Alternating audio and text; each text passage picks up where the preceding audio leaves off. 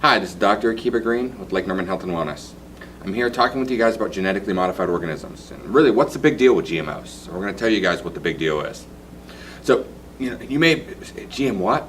Some people aren't sure what a GMO is, but I tell you, if you don't know what GMOs are, you may be living under a rock because they're pretty common and they're in the vernacular, whether it's on the media, whether it's on the web, no matter where you go, you're hearing when it comes to your food the term genetically modified organisms or GMO.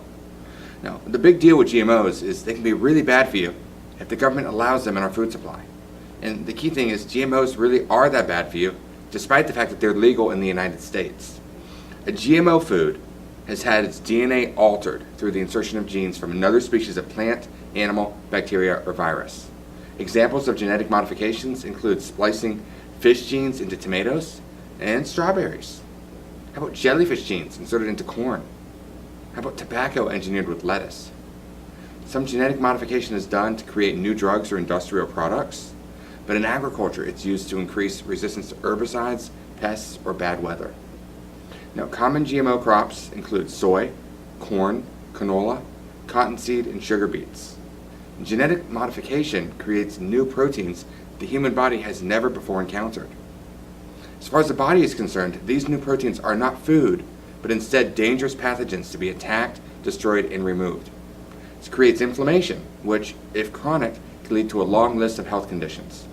For instance, an increase in allergies has been shown in populations after GMO foods are introduced, as well as in farm workers who handle the GMO foods.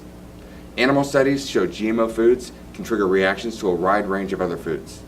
And GMOs are legal in the United States because of the lack or dearth of studies on humans.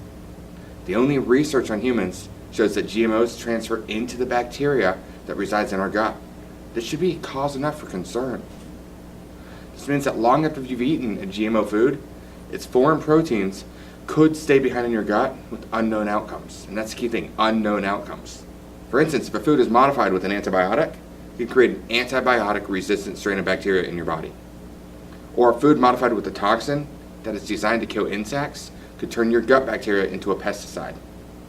These new proteins could also make it into other parts of the body, including potentially a developing fetus. The studies on animals are alarming enough that most other first world nations require GMO foods to be labeled or have restricted or outright banned GMOs. The FDA's own scientists have warned of allergies, toxins, new diseases, and nutritional problems and urged long-term studies.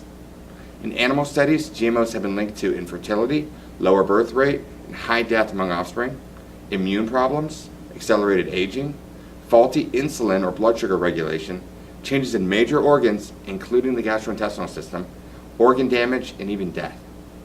It can be difficult to find genuine whole foods these days.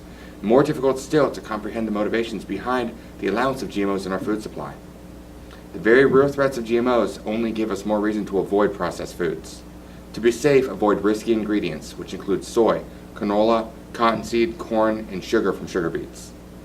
For more information about GMOs and the effects on your health, visit my website, drakibagreen.com, that's DRAKIBAGREEN.com, or call 704-987-3993 and speak with me, Dr. Green, today.